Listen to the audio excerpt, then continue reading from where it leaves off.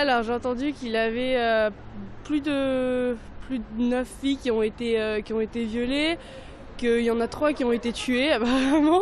Après j'ai entendu des rumeurs comme quoi il faisait le sourire de l'ange ou je sais pas quoi, mais il faut se méfier un peu de ce que tous les gens racontent. Jusqu'ici, ça ressemblait à une fausse rumeur, comme il en circule des dizaines sur les réseaux sociaux. Mais vendredi soir, la rumeur s'est transformée en véritable affaire avec ce mail. Envoyé par les universités de Lyon 1 et Lyon 3, il met en garde les étudiantes. Nous vous invitons à ne pas sortir non accompagnées et à rester vigilantes, cela concernant surtout les étudiantes. Ça ne fait plus de doute, un serial violeur sévirait depuis déjà quelques mois dans le 8e arrondissement.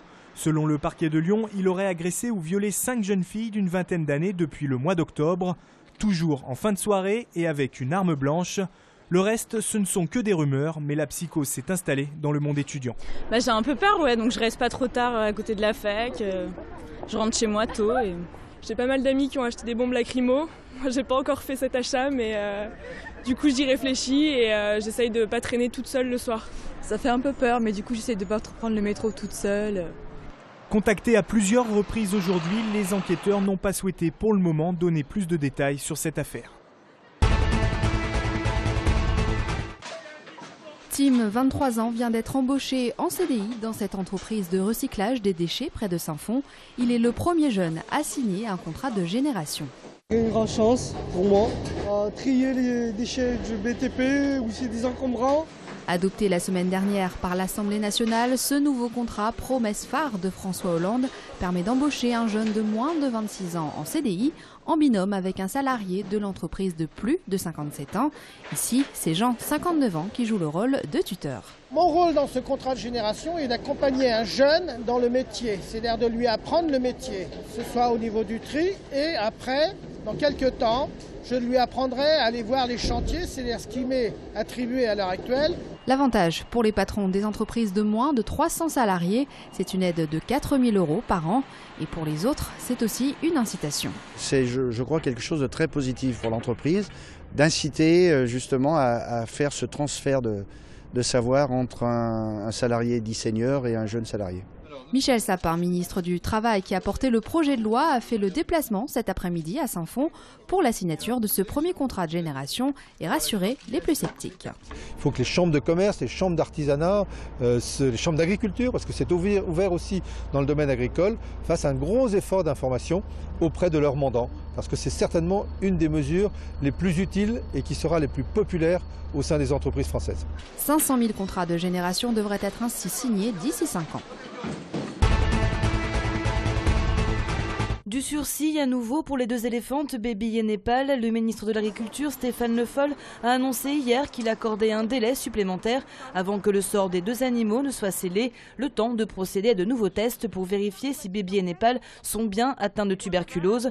En réponse à une lettre de la Fondation Bardot, François Hollande avait demandé à la mi-janvier d'approfondir les éléments de diagnostic. Mercredi, c'est le Conseil d'État qui doit également se pencher sur ce dossier. Menace de plan social chez l'entreprise L'Oblique à Villeurbanne, leader du dossier suspendu en carton. Selon les représentants du personnel, ce plan prévoit une vingtaine de suppressions de postes sur 70 salariés âgés pour beaucoup de plus de 50 ans. La société a été créée en 1893.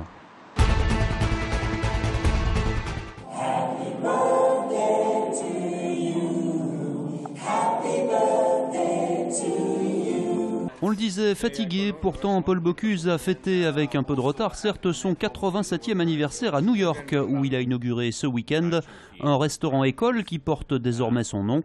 Le chef triplement étoilé a reçu un accueil de star aux États-Unis.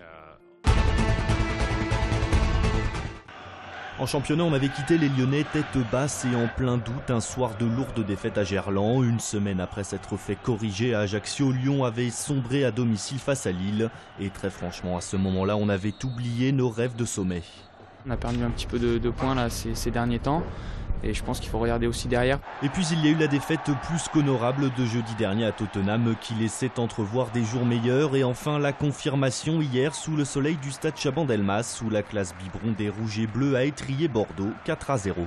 Bien sûr qu'ils apportent beaucoup, mais je ne cesserai jamais de répéter que j'ai aussi besoin des joueurs d'expérience. Ils vont finir dans les 3, c'est presque une certitude. ils talonnent Paris. Ils sont pas dans la même cour que nous. Lacazette, Fofana, Grenier, le cru 1991 de l'Olympique lyonnais a donné un sacré mal de tête à un Bordeaux sans caractère et a permis à Lyon de signer sa plus large victoire en terre girondine en 62 ans d'affrontement. On a eu beaucoup de réussites, on est arrivé en tête à la pause, mais sans avoir vraiment posé de problème à l'adversaire, même si je pense qu'on mérite de gagner. Il ne faut pas que le score effectivement vienne nous faire tourner les têtes, ça c'est sûr. Rabat-joie Rémi Gard de un peu peut-être, car ce soir Lyon est à nouveau plus qu'à 3 points du PSG et dire que l'on avait cru le championnat plié le week-end dernier.